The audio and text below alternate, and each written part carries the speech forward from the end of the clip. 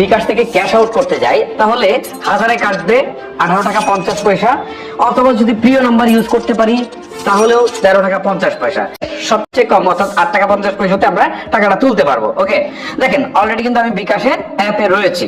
ওকে, এখন আমি যে কাজটা করব টাকা তোলার জন্য, হ্যাঁ, জাস্ট একটু স্ক্রল করে নিচে আসবো। এখানে আসার পর অন্যান্য সেবা সমূহ করে একটা অপশন আছে, দেখেন এইটাকে যদি এরকম করে সোয়াপ করেন তাহলে আপনি দেখতে পারবেন এনপিএসবি করে একটা অপশন আছে, এনপিএসবি, এইটাতে যাবেন। এনপিএসবি তে আসার পর এখানে প্রথমে হচ্ছে ব্যাংক অ্যাকাউন্ট, ঠিক আছে। এখন ট্রিক্সটা কি আপনাদেরকে বলি, যে এই টাকাটা আপনি যদি আপনার কোনো একটা ব্যাংকে নিয়ে যান, মানে ব্যাংক অ্যাকাউন্টে নিয়ে যান, তাহলে ব্যাংক অ্যাকাউন্ট থেকে কিন্তু চেক দিয়ে টাকাটা তুলে ফেলতে পারছেন, এখানে কিন্তু এক্সট্রা খরচ হচ্ছে না। অথবা আপনার যদি ওই ব্যাংকের কার্ডটাকে কার্ড দিয়েও তুলে ফেলতে পারছেন, বাট আপনার অনেক টাকা সেভ হচ্ছে। অনেকের দেখা গেল যে প্রতি মাসে হয়তো ক্যাশ আউট করতে হয় 50,000, 1 লাখ বা আরো বেশি, তার তো অনেক টাকা সেভ হবে, ঠিক আছে। সো এটা জাস্ট হচ্ছে ট্রিক্সটা প্রয়োগ করে দেখেন।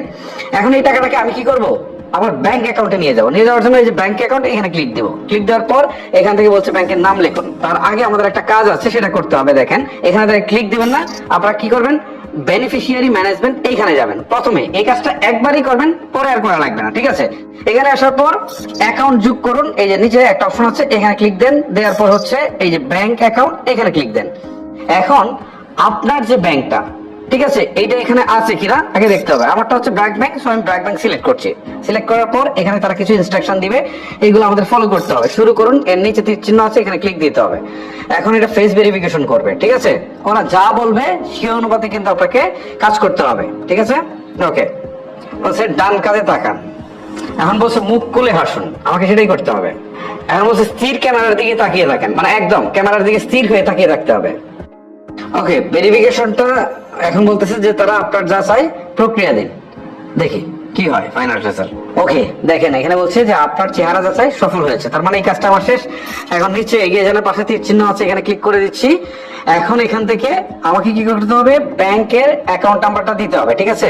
আমি ব্র্যাক ব্যাংক সিলেক্ট করেছি, আমার এটা জাস্ট ওই এটার অ্যাকাউন্ট নাম্বারটা দিচ্ছি। তারপর হচ্ছে অ্যাকাউন্টের টাইটেল দিতে হবে, ঠিক আছে। এখানে আমি আমার ব্যাংকের নামটা লিখে দেবো, লিখে দিলাম, কাজ শেষ। এগিয়ে যাওয়ার পাশে একটা তীর চিহ্ন আছে, এখানে ক্লিক করে দেবো। এখন হচ্ছে আমাকে বিকাশের পিন নাম্বার দিতে হবে, ঠিক আছে। আমি বিকাশের পিন নাম্বারটা দিচ্ছি, দিয়ে তারপরে আমি আবার আপনাদের সাথে আসছি।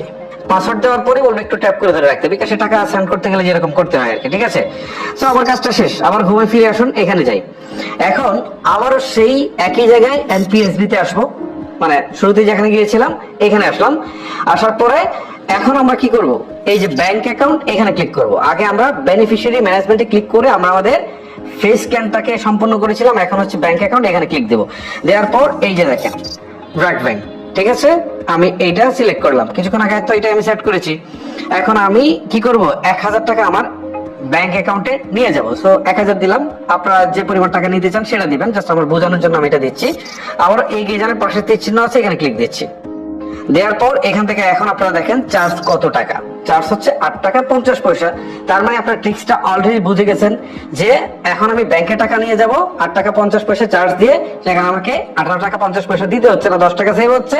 তারপরে আমি ব্যাংক থেকে তুলে ফেলবো, এই হচ্ছে মূলত বিষয়, ঠিক আছে। আবারও হচ্ছে আমাকে বিকাশের পিন নাম্বার দিতে হবে, আমি পিন নাম্বার দিয়ে আবারও আসছি। ওকে, আবারও আমি কিন্তু সেম ভাবে কিন্তু কাজটা শেষ করে ফেললাম, ঠিক আছে। পেনটা দিয়ে জাস্ট একটু এই যে হোল্ড করে ধরে রাখতে হয় না, বিকাশে টাকা সেন্ড করার সময় একই কাজটা করলাম। করার পরে বলতেছে ব্যাংক ট্রান্সফার এনএসবি সফল হয়েছে।